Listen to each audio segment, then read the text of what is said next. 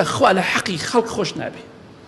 حەج بکەی، عومرە بکەی، هەموو ڕۆژێ 1 ملیۆنە جار زیکری خوا بکەی، خوا لە دینارێکی هیچ کەسێ خۆش نابێ. ئەوە عەدالەتی خوای گەورەیە. خوایەک ئەوەنە بەدەسەڵاتە، ئەوەندە میهرەبان و بەڕەحمە، تەداخلی ئیشی تۆ ناکات. 1000 دینارە لای منە،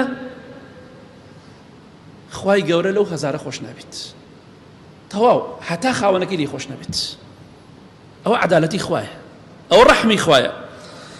لە حەدیثێکی صحیحدا خۆشەویستی خوا فەرمی صلی الله عليه وسلم لە صحیح تەرغیبایە، هەر کەسێک من اقتطع مال أخيه بيمين فاجرة واتە کاذبە، هەر کەسێک ماڵی برایەکی، خوشکێکی، خوشکەزایەکی، برازایەکی، دراوسەیەکی، خزمێکی، بێگانەیەک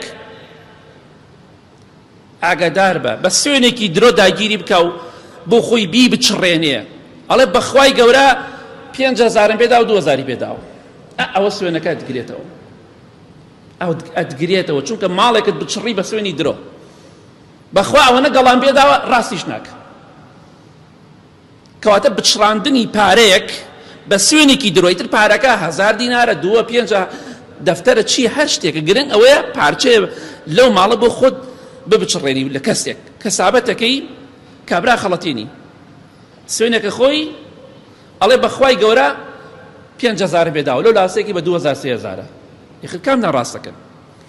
ئاخر ئەمە بچڕاندنی ماڵی خەڵکە بۆ خۆت بە سوێنی درۆ، 5 پێ نەدا و 2 پێداوە، بۆڵی 5 پێداوە. ئەگەر 5 ڕۆبعەکەمت پێدابێ، نابێ ئینسان بڵێ 5 پێداوە، ئەوی بڵێ بە مەسروف بۆ چۆتە 5000 بۆ نمونە لەسەر، ئەگەر ڕۆبعێکی بێتە سەری، نابێ بڵێ 5 پێداوە، 5 پێ نەداوە، ڕۆبعەکەمت پێداوە. کەواتە ئاگادار بە هەر کەسێک بە سوێنێکی درۆ ماڵی مسلمانێک بۆ خۆی ببچڕێنێ، بۆی کە بەرامبەرەکەی قەنەعەتی پێ بکە و پارەکەی لێ بسێن و بیخەڵەتێنێ. پێغەمبەری خوا فەرمێ صلى الله عليه وسلم فليتبوأ مقعده من النار، با جێگای خۆی لە جەهەنەما خۆشکە، پیرۆزی بێت. ماڵی خەڵکی بە سوێنی درۆ داگیر کردووە، بە سوێنی درۆ پارە پەیاکات. کەواتە دوای ئەمەش کە ئەمەد ئەبیسی، با جێگەی خۆی لە جەهەنەما خۆشکە. یا سوێنێکت خواردووە، من حلف على يمين مصبورة كاذبة، سوێنێکت خواردووە بۆ ئەوەی کەسێک بکرێتە سجنەوە، بۆ ئەوەی کەسێک مافێکی بخورێ، ئەگەر ئەمانەت کردووە جێگای خۆت لە جەهەنەما خۆشکە، چونکە خوا قەت لە حەقی خەڵک خۆش نابێت. کەواتە ئاگادار بە جا ئەوەی کە خەڵک مافی 1000 ملیۆنەها خەڵکی داگیر کردووە